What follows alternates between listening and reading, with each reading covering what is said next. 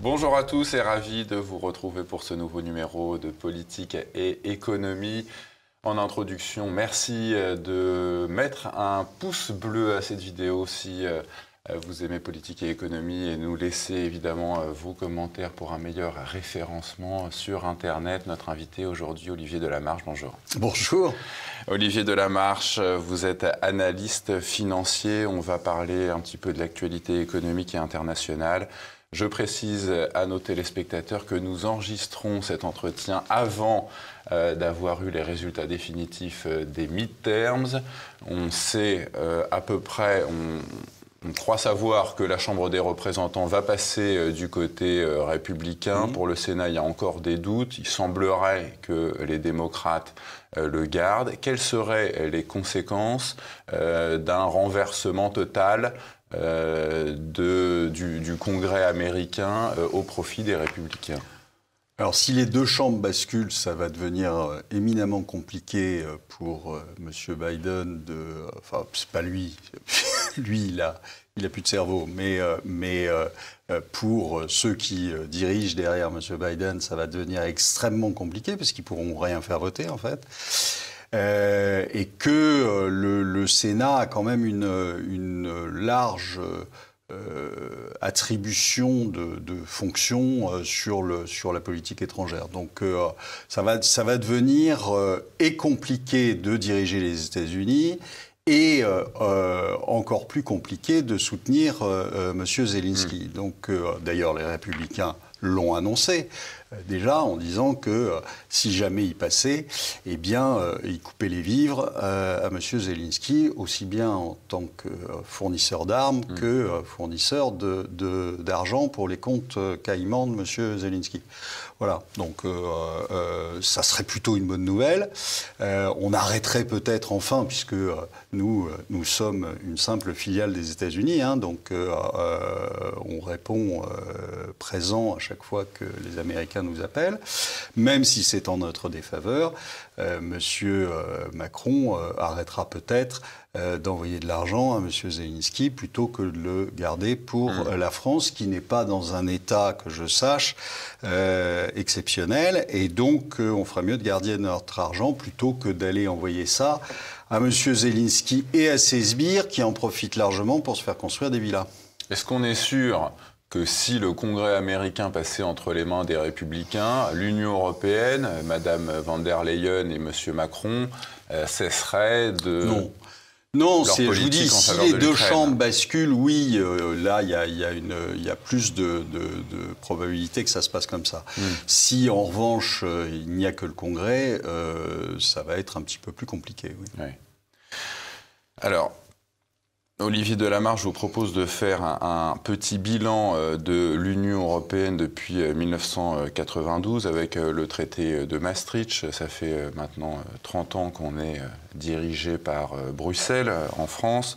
Aujourd'hui, votre idole, Bruno Le Maire, toujours, a annoncé une croissance de 0,2% au troisième trimestre et l'inflation dans la zone euro approche des 11%. On en est où du rêve européen qu'on nous avait vendu, plein emploi, croissance maximum? Bon, ça, c'est, je pense qu'on peut tous constater que ça a été une énorme erreur de rentrer dans l'Union européenne et d'entrer dans l'euro, enfin même de la fabriquer, de la monter. Une énorme erreur. Pourquoi ? On voit que toutes les promesses n'ont pas été tenues. C'est le moins qu'on puisse dire. Donc, normalement, il ne devait plus y avoir de chômage. On en est loin. On en est même très, très, très, très loin. Il devait y avoir un surplus de croissance. On ne l'a pas vu. On devait avoir, je vous rappelle, du commerce à foison. Aujourd'hui, on a une désindustrialisation de la France. On a un déficit commercial qui est abyssal, comme on n'a jamais vu. On frôle les 150 milliards sur l'année. On est vraiment dans une situation qui est pathétique. La pauvreté a explosé. Enfin bon, les impôts sont loin d'avoir diminué, ils ont explosé aussi. Sur tous les impôts, je rappelle que là, on vient d'apprendre que les taxes foncières À Paris, elle est doublée. Anne Hidalgo l'a annoncé. Oui, bien sûr. Donc, allez prendre 50%, pardon. Donc, non, on est dans une situation, et puis c'est surtout qu'on ne contrôle plus rien. C'est-à-dire que c'est Madame von der Leyen, non élue, que je rappelle, qui est une ancienne ministre de la Défense en Allemagne et qui a été virée pour corruption, qu'on a reclassée à la tête de l'Europe et qui aujourd'hui joue avec la carte bleue des pays européens. C'est-à-dire qu'elle décide d'envoyer des armes, elle décide d'envoyer de l'argent à l'Ukraine, elle décide combien, etc. Mais sauf que je lui rappelle que c'est notre argent et que nous, on ne l'a pas élu, on ne lui a pas donné aucun mandat pour faire ça. Et vous avez l'ensemble des directions, des présidents des pays de l'Union européenne qui se couchent et qui laissent Madame von der Leyen faire n'importe quoi. Alors qu'on sait que le personnel qui est à Bruxelles, c'est un petit peu le rebut du personnel politique de chacun des pays. Enfin, Monsieur moi, j'avais appelé ça la poubelle ministre. Jaune des politiques. En fait, oui, on recycle tous les mauvais, tous les minables, tous les incompétents, on les recycle au sein de Monsieur Delors, par exemple, en son temps. Oui, tous vous en avez une tripotée, hein. Vous avez Moscovici, vous avez etc. Tous les gens qui sont incompétents, on les recycle, on leur trouve des boulots. Alors, M. Macron est un grand spécialiste de ça, hein. M. Castex, M. Castaner, etc. Donc, tous les gens qui sortent du gouvernement, on leur file un petit portefeuille qui leur assure une bonne retraite pour après. Voilà. Ouais, recase-moi, sinon je gueule, quoi. Oui. Alors après, je ne sais pas s'ils ont tous des dossiers, mais c'est un petit geste sympathique pour les anciens camarades. Qu'est-ce qui se passera quand on aura encore plus de fédéralisation au sein de l'Union européenne, encore plus d'intégration? Parce que comme on disait avec le communisme, ça ne marche pas parce qu'il n'y en a pas assez. Oui, alors ce que j'espère, c'est qu'on n'y arrivera jamais à l'intégration. Moi, je serais plutôt militant de sortir en vitesse, mais pas de sortir à n'importe quel prix. D'ailleurs, le problème, c'est que je vois beaucoup de gens qui sont pour sortir, mais pour sortir, il faut que d'abord on s'organise, on s'y prépare, et surtout que cette sortie soit menée par des gens compétents. Parce que imaginez une sortie de l'Union européenne avec Bruno Le Maire qui manage ça. Enfin, je veux dire, c'est juste à se taper la tête contre les murs. Donc non, il faut qu'il y ait une équipe en place qui soit costaud et qui le fasse correctement. Parce que faut pas. Moi, je suis pas du tout sur la même ligne que certains qui vont vous dire mais si on sort de l'Union européenne et si on sort de l'euro, demain il y a plus de chômage, demain il y a 6% de croissance. Non. Non, d'ailleurs, il y a plein de pays qui ne sont pas dans l'euro et qui n'ont pas 6% de croissance et qui n'ont pas zéro chômage. Donc, ce n'est pas parce qu'on récupère sa monnaie que, tout d'un coup, on va avoir de la croissance et plus de chômage et moins d'impôts et la petite maison dans la prairie. Non, c'est pas comme ça que ça se passe.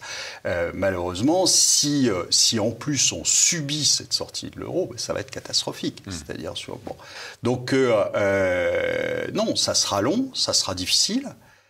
Mais au moins, on récupérera notre souveraineté, on récupérera les marges de manœuvre, on récupérera les manettes. Parce que si on laisse les manettes à des gens qui ont déjà prouvé largement leur incompétence au niveau national et au niveau après européen, je ne vois pas comment ça peut fonctionner. Donc voilà, il faut... et vous voyez aujourd'hui que, avec l'exemple de l'Italie, on l'a bien vu, c'est-à-dire que l'Italie, c'était je récupère ma souveraineté, mais enfin je récupère ma souveraineté. Pourquoi ?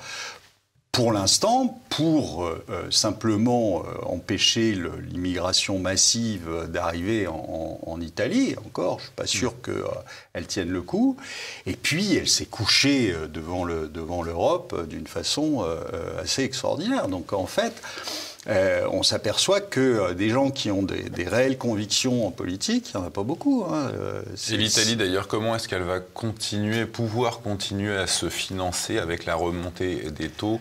Ah ben ça va être compliqué, mais c'est pour ça d'ailleurs qu'elle se couche. 200 points de base, là, la BCE, 200 points de base cette année. Là. Oui, parce que elle se couche, et c'est d'ailleurs probablement pour ça qu'elle le fait, elle se couche parce qu'elle sait qu'à un moment, il va falloir que la BCE relance en fait son quantitative easing pour diminuer le spread de taux qu'il y a, parce que c'est pas tenable.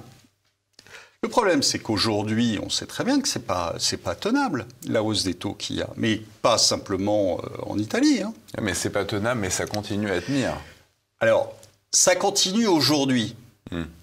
Simplement, je pense qu'il faut laisser faire un petit peu le temps, parce que je pense qu'on n'est pas très très loin du point de bascule pour les banques centrales. C'est-à-dire qu'à un moment, elles vont avoir le choix entre... laisser éclater l'euro, parce que c'est ce qui arrivera. Si on continue à avoir des taux d'intérêt qui montent et qui sont insupportables, parce qu'on n'a pas de croissance.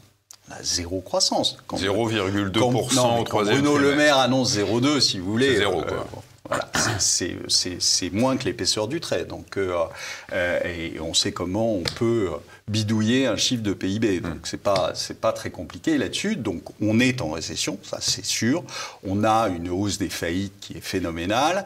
Là, sur le mois d'août, on est passé à 2000 faillites de plus que le mois de juillet. Donc, on grimpe et on est revenu sur des niveaux qui sont très importants. J'ai pas beaucoup l'impression d'en entendre parler de ces faillites. Mais non, mais enfin, il y a un moment où il faut bien se dire que ils se sont vantés en 2020 et pendant une bonne partie de 2021, ils se sont vantés d'avoir fait baisser le nombre de faillites.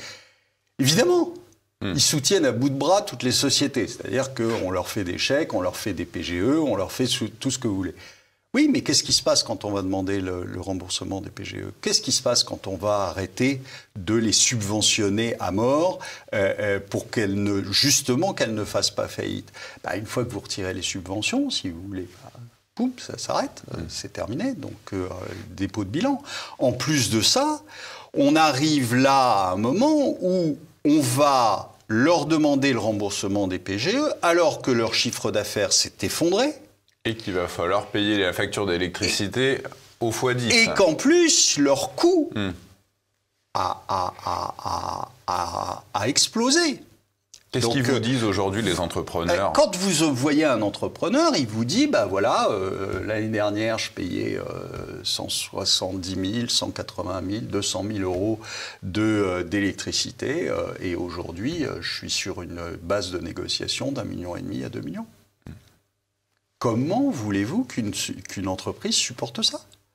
Donc, qu'est-ce qu'ils font ? Ils ferment. Voilà, c'est tout. Donc, ils ont des coûts qui explosent, ils ont un chiffre d'affaires qui s'effondre, et ils ont là-dessus, on va leur demander le remboursement de PGE qui, quelquefois, représentait 50, 60, 70% du chiffre d'affaires.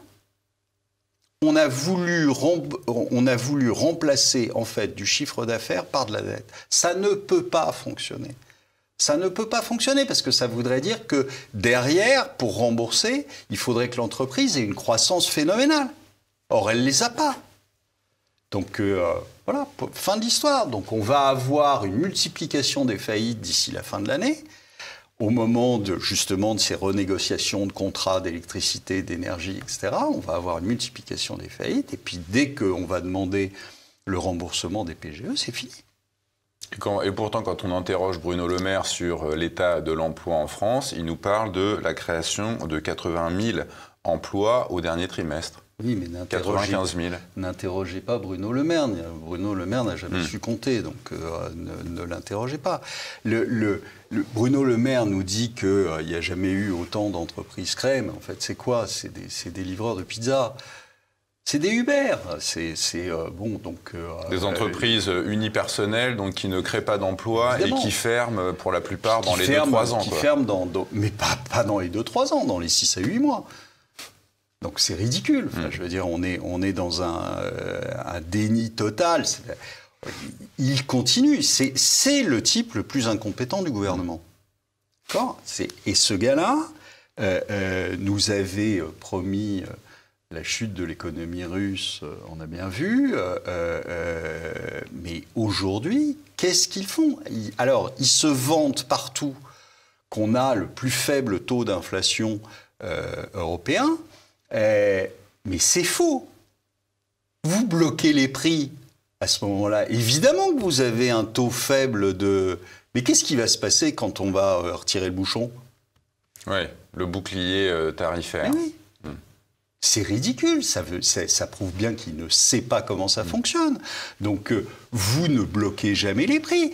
On est dans un régime de prix administrés. Que ce soit sur les marchés financiers, que ce soit sur le CPI, enfin l'indice des prix à la consommation. On est administré depuis 2008 à peu près. C'est administré et aujourd'hui on vous dit on a un faible taux d'inflation, mais il a regardé le vrai coût de la vie, ça prend en compte le logement qui n'est jamais dans les cours de l'inflation, dans l'indice CPI, ça compte pour rien du tout. En revanche, vous avez plein de trucs dont on se fout complètement, parce que vous n'en achèterez jamais une. Vous aviez à un moment, je dis toujours le même exemple, mais vous aviez à un moment le prix de la balle de tennis. Enfin, je veux dire, vous en achetez pas toutes les 2 semaines des balles de tennis. Donc, on s'en fout, c'est pas le sujet. Et puis, vous avez plein de manières de réduire ce taux d'inflation. Vous avez le progrès technique. Vous savez que quand vous avez un prix qui augmente, on va vous dire oui, mais il faut le pondérer par l'augmentation du progrès technique. Alors typiquement, si vous voulez, avant vous releviez votre vitre dans votre voiture avec une manivelle, et puis quand on met 2 boutons électriques pour baisser les vitres et pour les remonter, on vous dit oui, la voiture elle a pris 10%, sauf que maintenant vous avez la vitre électrique. Ouais, d'accord. Mais si vous pouviez retrouver des voitures sans la vitre électrique, moi je suis absolument d'accord de calculer comme ça. Mais là, c'est pas le cas. Donc en fait, vous avez bien 10% d'augmentation, point barre. Et vous avez ça sur des multiples choses. Quand vous avez un prix qui augmente trop, on dit en fait vous baissez votre consommation, donc on le pondère moins. Enfin, je veux dire, le calcul du prix de l'inflation, c'est un faux calcul. C'est simplement parce que si on vous disait la vérité, vous seriez dans la rue. Donc on vous calme en vous disant non, mais vous inquiétez pas, ça a augmenté de 6%. Mais quand vous prenez... Alors il y a eu un moment des gens qui ont fait ça, qui envoyaient des gens dans les supermarchés et qui achetaient toujours le même caddie. Mais là, on n'était plus du tout sur 6%. Hein. Quelquefois, c'était 6%. Oui, Philippe Perlin avait fait un calcul très intéressant de la réelle inflation. Quand on fait les vrais calculs de la vraie inflation, c'est-à-dire en prenant le coût de l'énergie pour ce qu'il est, pour ce qui pèse dans votre budget, le coût des loyers dans ce qui pèse de votre budget, et bien à ce moment-là, vous apercevez que l'inflation, elle n'est plus du tout à 6%. Et c'est pour ça qu'à ce moment-là, ça veut dire quoi ? Ça veut dire que votre revenu réel, votre revenu disponible s'effondre. D'accord ? Et là, expliquez-moi comment on va faire de la croissance, vu que les 2/3 quand même du PIB, c'est la consommation des ménages. Donc, non, Bruno, tes 0,2, tu peux les garder. L'inflation, Olivier Delamarche, vous l'expliquez il me semble, de deux manières, avec ce qu'on peut observer en Chine, dans les ports chinois qui restent bloqués, et puis avec ce qu'on a vu, constater depuis 2014, à savoir l'impression monétaire, on imprime des billets à tour de bras. Qu'est-ce qui va se passer quand la Chine va débloquer ces ports? Alors, il y a une troisième chose. C'est, pour l'instant, elle ne les débloque pas. Ça, donc, c'est toujours la politique zéro Covid. Évidemment, ça crée des blocages, d'autant plus que je vous ai dit plusieurs fois que on était dans une logique, et ça depuis 20 ans, on était dans une logique de zéro stock, de flux tendu. Donc évidemment, quand vous avez zéro stock et que vous êtes comme industriel en flux tendu, si vous avez un blocage parce qu'il y a un type qui a le nez qui coule dans le premier ou le deuxième ou le troisième plus grand port du monde, eh bien ça coince un peu. Et donc à ce moment-là, vous avez en effet une augmentation des prix. Puis vous avez évidemment ce qu'ont fait les banques centrales depuis 12 ans, 13 ans, depuis 2009, où vous avez tout cet argent qui a été créé et qui, à un moment, est ressorti dans le prix des matières premières, dans le prix de l'énergie, etc. Et puis vous avez aussi, faut pas le cacher, vous avez aussi un effet d'aubaine de certaines boîtes qui en profitent largement, et pour créer la pénurie et aussi pour augmenter ses prix. Donc vous avez ces trois choses, mais évidemment la variable principale, c'est quoi ? La variable principale, c'est ce qu'ont fait les banques centrales depuis 12 ans. C'est pour ça que c'est rigolo quand on entend Madame Lagarde qui a beau chercher, qui lève la tête, qui regarde en l'air et qui dit « mais moi, je ne sais pas d'où elle vient, cette inflation ». Ça serait drôle si ce n'était pas aussi pathétique. On sait dans les années 70 que pour vaincre l'inflation, c'était le gouverneur de la Fed, Paul Volcker. Vous en parliez avec Bernard Monod l'autre jour dans votre émission. Il avait enrayé l'inflation en montant les taux directeurs au-dessus du taux de l'inflation. Est-ce que ça serait une solution aujourd'hui ? Alors attention, non. Parce que en fait, ce qui est assez difficile aujourd'hui, c'est que du temps de Volcker, je dirais, l'inflation, c'était une inflation, je dirais presque normale, une inflation classique, c'est-à-dire une forte augmentation de la demande, et de l'autre côté, un délai pour que l'offre s'ajuste à la demande, et ce délai, ça s'appelle l'inflation, parce que ça crée évidemment de la rareté et donc de l'inflation. Là, on n'est pas du tout dans ce phénomène-là, puisqu'on est en récession. On est en récession, donc il n'y a pas de demande. Ce n'est pas le problème de la demande aujourd'hui, c'est le problème aujourd'hui de cet afflux de monnaie. Et donc, comprenez bien qu'aujourd'hui, vous montez les taux d'intérêt, d'accord ? Qu'est-ce que ça va faire sur les ports chinois ? Pas grand-chose. Je ne pense pas que ça débloque le port. Donc, ça ne sert à rien à ce niveau-là. La deuxième chose, c'est qu'est-ce que ça va faire sur l'effet d'aubaine ? Rien du tout non plus. Et qu'est-ce que ça va faire sur toute cette monnaie qui s'est déversée sur nous depuis des années ? Pas grand-chose non plus. C'est-à-dire que donc on est dans quelque chose qui, pour moi, ne sert strictement à rien. Sauf à mettre le pays encore un petit peu plus en récession, sauf à faire, alors là, ça serait la bonne nouvelle, sauf à faire exploser l'euro et l'Union européenne, mais sinon, ça ne sert à rien, cette histoire. C'est pas là qu'il faut intervenir. Donc non, on n'est pas dans une configuration où monter les taux en chandelle servira à quelque chose. En plus, je vous rappelle que dans les années 80, le taux d'endettement des pays n'était pas du tout le même. Mais alors vraiment pas du tout le même. Et donc aujourd'hui, on a oublié ça. C'est-à-dire qu'on est là en train de dire oui, on va monter les taux. On n'avait presque pas de dette en France dans les années 80. On n'avait quasiment pas de dette. Ouais. Et puis on avait de la croissance. Ouais. Dans les années 80, on était à plus de 4 de croissance.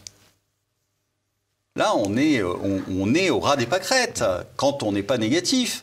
Donc, qu'est-ce que vous voulez faire à monter les taux à 20%? Donc, ça ne peut pas fonctionner.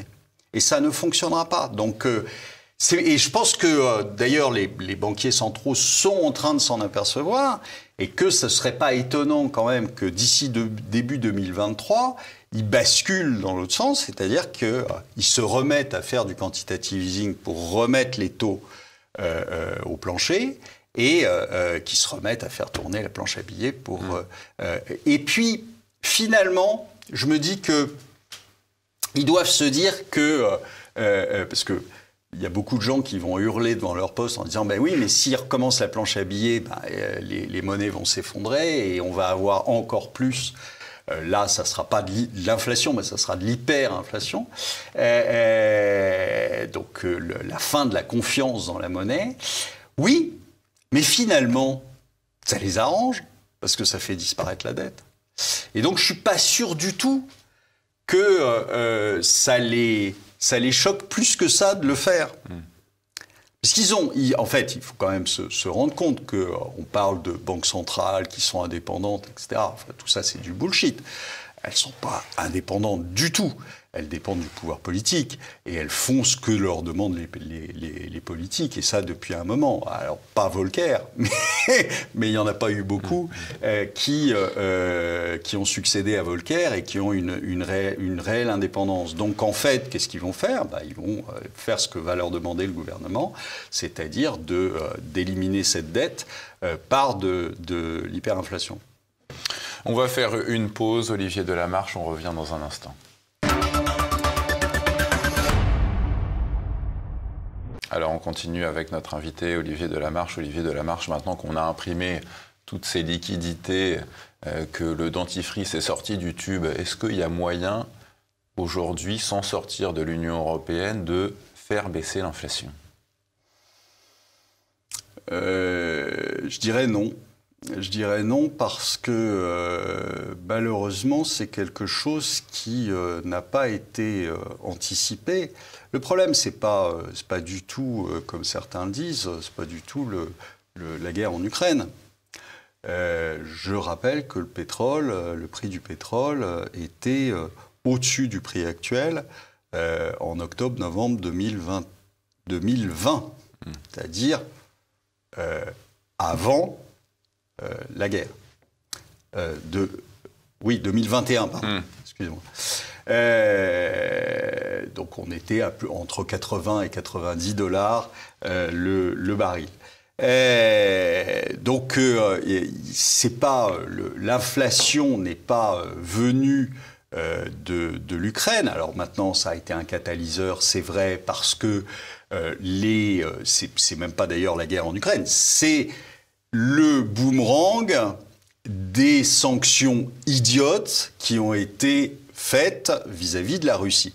D'accord ? Quand Bruno Le Maire nous a expliqué qu'il allait mettre les Russes à genoux, avec des sanctions qui étaient totalement idiotes, quand on sanctionne un pays qui est le principal fournisseur de matières premières et qui les a toutes, eh bien, il ne faut pas s'étonner à un moment que ça vous revienne dans la figure. Bon, donc maintenant c'est fait. Donc merci Monsieur Bruno Le Maire pour cette excellente prestation. Donc nous avons aujourd'hui une forte inflation, mais le problème c'est que rien n'a été fait pour sortir de ça. Et maintenant, je dirais, c'est trop tard. C'est-à-dire que vous ne basculez pas une politique énergétique comme vous tournez le volant de votre voiture, si vous voulez. C'est quelque chose qui se fait sur plusieurs années. Vous ne pouvez pas, alors on l'a dit plusieurs fois, mais vous ne pouvez pas construire 5000 méthaniers comme ça, en 3 jours. Ça se fait pas. Ça se fait sur sur une dizaine d'années, peut-être, et encore. Il faut construire des infrastructures pour les recevoir, et ça ne se fait pas non plus en 3 jours. Et changer le mix des raffineries, ça ne se fait pas non plus en 3 jours. Et enfin, construire des centrales nucléaires, Monsieur Macron, non, ça ne se fait pas non plus en 3 jours, ça se fait en 10 ans, voire plus. Et le problème, c'est que qu'est-ce qu'on fait pendant les 10 ans qui viennent ? C'est-à-dire, on n'a pas d'électricité, on n'a pas de... Alors, on va faire redémarrer des centrales au charbon. Super. Mais grâce aux sanctions, justement, qu'on a prises contre la Russie, on va pouvoir construire des usines pour traiter le GNL en provenance des États-Unis. Donc la réindustrialisation de la France, elle est là. Non, elle n'est pas là. En fait, ce qui va se passer, c'est que les entreprises françaises et européennes vont aller s'installer aux États-Unis, là où l'énergie est 4 fois moins chère. C'est ça qui va se passer. Celles qui pourront. Celles qui pourront, c'est-à-dire les grosses entreprises. Ouais. Les autres, elles vont mettre la clé sous la porte. Donc ça fera un peu plus de désindustrialisation. Alors vous me direz, au taux où on est, il n'y a plus grand-chose à fermer en fait. Hein. Ça va aller assez vite. Mais ce qui est d'ailleurs assez curieux, c'est que les Allemands n'ont pas l'air de, pour l'instant, beaucoup remuer dans les brancards. Ruer dans les brancards. Le secteur Pourquoi ? Privé, qu'est-ce qui se passe ? Pourquoi ? Alors vous avez quelques boîtes. Ils sont au creux de la vague, ils gueulent pas encore. Quoi. Voilà, vous avez quelques boîtes, BASF est monté au créneau, etc. Enfin, vous avez quelques boîtes qui ont dit que c'était plus possible. Vous avez quelques boîtes qui sont en train de plus que songer d'ailleurs, mais faire des plans pour partir aux États-Unis. Mais pour l'instant, il n'y a pas de soulèvement massif, ni des populations, ni des chefs d'entreprise qui ont l'air probablement groggy. Mais attention, parce que le réveil va être compliqué. Est-ce que les difficultés que vont devoir affronter les entreprises européennes et principalement allemandes, c'est pas une hyper mauvaise nouvelle pour Bruxelles, l'Union européenne ? Est-ce que c'est pas susceptible de faire sauter la boîte ?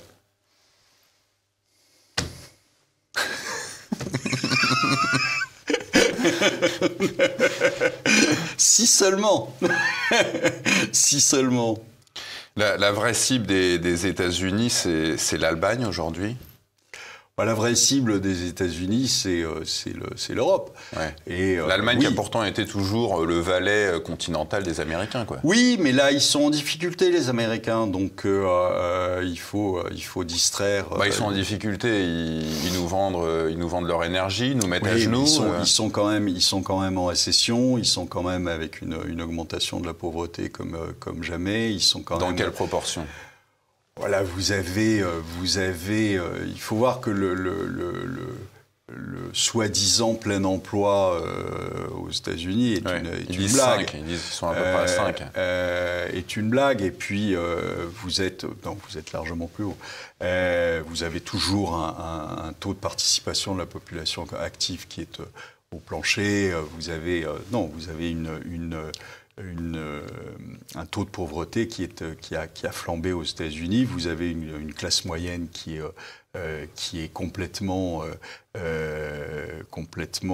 qui a complètement disparu. Vous avez, je vous ai donné le chiffre tout à l'heure, mais 31% des PME qui n'ont pas payé leur loyer au mois d'octobre.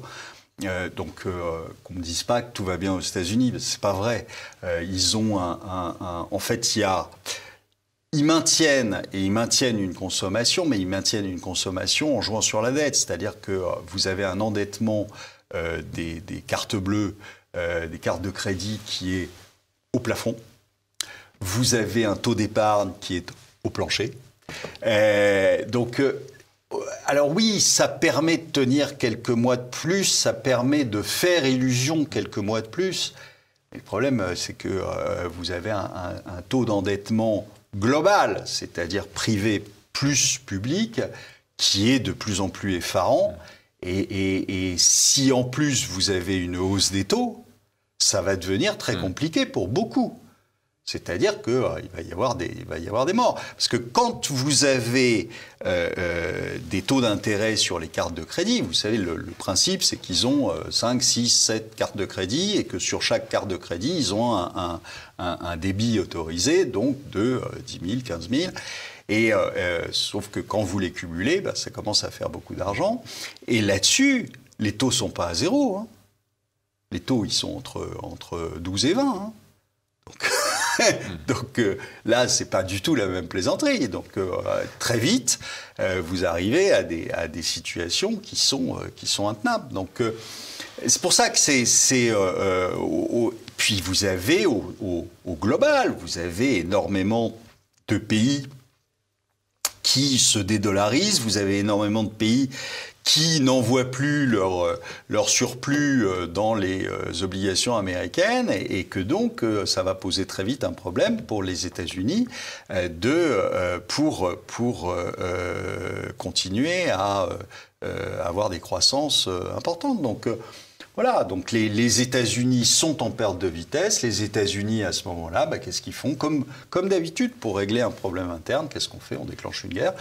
Et donc, ils ont déclenché une guerre finalement, par procuration, entre l'Europe et la Russie. Ils sont en train de titiller les Chinois parce que, visiblement, ça ne suffisait pas. Voilà, donc... Vous dites que je vous entendais dire, Olivier Delamarche, que pour sauver ce qui est encore à peu près sauvable, relativement à cette guerre en Ukraine, il faut donner à Vladimir Poutine ce qu'il demande. C'est quoi ce qu'il demande Vladimir Poutine aujourd'hui ? Et il demande qu'on lui foute la paix, en fait.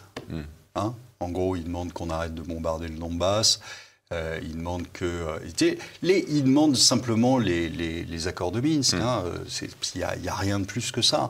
Alors après, il y a tout, évidemment, les débiles mentaux vous savez, de Twitter et compagnie qui sont aux ordres de LREM, qui sont en train de nous expliquer que ça y est, Poutine va envahir le Royaume-Uni demain, etc. Enfin, je veux dire, tout ça, c'est débile. On a un gars qui a été poussé à la guerre, parce que Zelensky, qui est la petite main des Américains, a fait tout ce qu'il pouvait pour que ça arrive. Donc aujourd'hui, si les Français, M. Macron, qui avaient participé à ces accords de Minsk, les avaient fait respecter, on ne serait pas dans cette situation-là aujourd'hui. Donc il faut arrêter.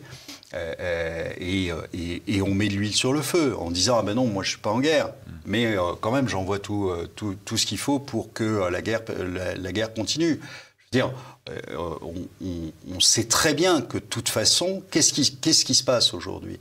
La Russie gagnera. La Russie gagnera, n'en doutez pas une demi-seconde. La Russie gagnera, simplement ça fera plus de morts.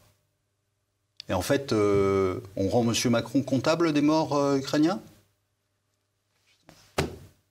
Ça sert à quoi ? Ça sert à quoi ? À chaque fois, refuser que les gens se mettent autour d'une table et discutent. Parce que c'est ça, régler un conflit, c'est se mettre autour d'une table et discuter. Monsieur Zelensky a pris un décret récemment qui interdit toute négociation de paix. Oui, mais enfin, M. Zelensky, il fait ce qu'on lui dit. Hein M. Zelensky, je rappelle, est quand même le type le plus corrompu qui soit.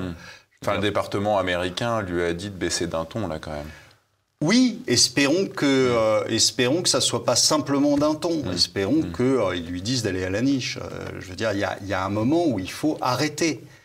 Ceux qui en souffrent, c'est facile dans son canapé sur Twitter, etc., de tweeter des conneries. Mais le problème, c'est qu'il y a des morts. Il y a des morts des deux côtés. Donc, si on veut que ça s'arrête, eh ben, on met ces deux personnes autour d'une table et on dit maintenant, c'est fini. C'est fini, on ne vous envoie plus des centaines de millions par mois, voire des milliards par mois. Ça veut dire quoi ? On va si bien que ça en France qu'on puisse se permettre de filer du fric comme ça. Mais qui a mandaté M. Macron pour aller donner de l'argent au pays le plus corrompu du monde ? Qui ? Personne. Monsieur Macron, d'ailleurs, qui déclarait le 5 septembre « Nous sommes en guerre, c'est un état de fait ». Et l'autre jour que j'entendais devant Caroline Roux sur le service public dire, c'était le 12, le 12 octobre. Nous ne faisons pas partie de cette guerre, je le redis, nous ne sommes pas en guerre. Oui, mais enfin bon, c'est toujours M. Macron, c'est-à-dire qui dit tout et n'importe quoi, et le lendemain l'inverse. Enfin, je veux dire, foutage de gueule, quoi. Oui, c'est du foutage de gueule permanent, mais c'est surtout, je veux dire, il n'y a pas que l'Ukraine, ça se saurait. Non, ça a toujours été sa ligne de conduite. Hein. Comment vous expliquez, Olivier Delamarche, l'apathie des Gilets jaunes, alors qu'à son déclenchement, au déclenchement de ce mouvement, la situation était encore bien moins grave qu'aujourd'hui? C'est quoi? C'est la sidération, c'est le fait de s'être fait énucléer, d'avoir perdu des mains, c'est le confinement? Je pense qu'il y a ça, il y a le confinement, il y a la mise au pas pendant le Covid.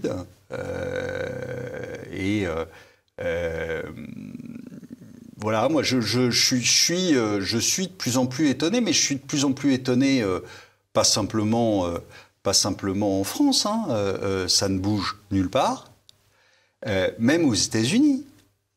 Enfin, je me demande comment des gens peuvent encore penser que les États-Unis sont un pays démocratique. Ils sont dirigés par un gars qui n'a plus de cerveau, qui suce les fraises. C'est quand même impressionnant, quand même, non? Il y a quelqu'un qui est chargé de venir le prendre à la tribune parce que parfois il ne sait plus où il est. On attend quoi? Ouais. Enfin, c'est quand même impressionnant. Et vous avez des gens qui revotent pour une Pelosi qui a 82 ans, qui n'est pas loin de sucrer les fraises non plus. Elle est réélue. Oui. Enfin, elle perdra le perchoir, mais elle garde son siège. C'est quand même atterrant. Ouais. Et là, vous avez en France quelqu'un qui nous mène vraiment dans le mur depuis là maintenant plusieurs années, parce que moi je compte toujours les 5 ans où il a été ministre de l'économie. Les gens ont oublié, mais donc ça fait 10 ans qu'on se le tape là. Donc et non, et on continue sur la même lancée, et personne ne bronche. Je trouve ça assez effarant. Quand vous dites « ne laissez rien en banque car on vous prendra votre argent », qu'est-ce qu'il faut faire? Il faut faire des stocks d'euros, il faut foutre des billets sous son matelas? Non, surtout pas des billets sous son matelas, parce que l'euro ne vaudra plus rien. Ouais. Donc non, mais il faut se débancariser le plus possible. Alors, sur des petits patrimoines, en effet, acheter de l'or. Parce que l'or... Mais aujourd'hui, quand on veut sortir son fric, les banques vous disent « mais qu'est-ce que vous voulez en faire ?» les banques, vous les poursuivez, enfin, vous embêtez pas. Les banques, elles n'ont pas le droit de vous faire de la rétention de votre argent. Alors, elles n'ont pas le droit, mais elles s'en privent pas. Oui, elles gagnent du temps. Elles se comportent comme des voyous, mais ça, c'est habituel. Enfin, je veux dire, il n'y a rien de nouveau sous le soleil. Hein. Mais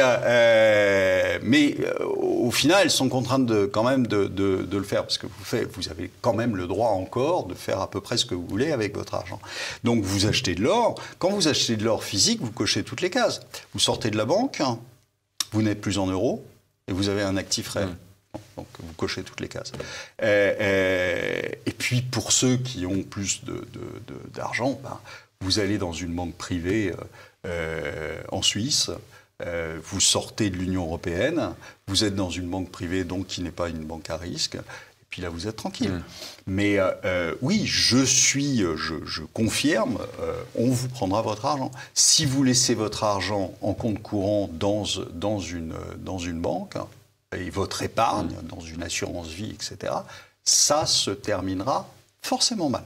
Il n'y a pas d'autre solution. J'ai entendu récemment que Bercy a maintenant accès aux comptes bancaires des épargnants. Non, alors ils ont essayé. Ils ont essayé d'avoir le solde des comptes bancaires. Le maire a essayé d'avoir le solde des comptes bancaires. Pour l'instant, ça a été refusé. Bon. Mais là aussi, n'en doutez pas, ça passera à un moment ou à un autre. Ils le feront, vous savez, quand vous les virez par la porte, ils reviennent par la fenêtre. Donc forcément, à un moment, ils les auront. Et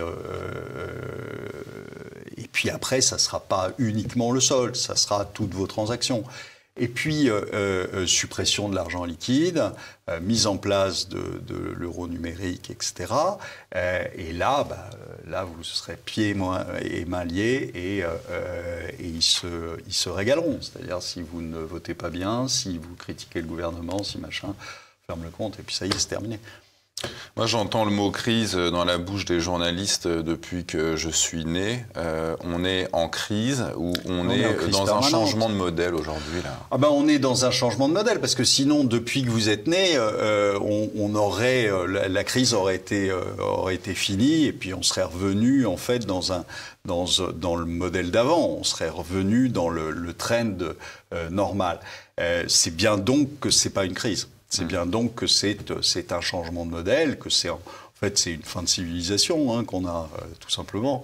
Klaus Schwab, le président du forum de Davos, disait mais on me demande souvent quand est-ce qu'on reviendra à la situation d'avant. Lui il dit jamais.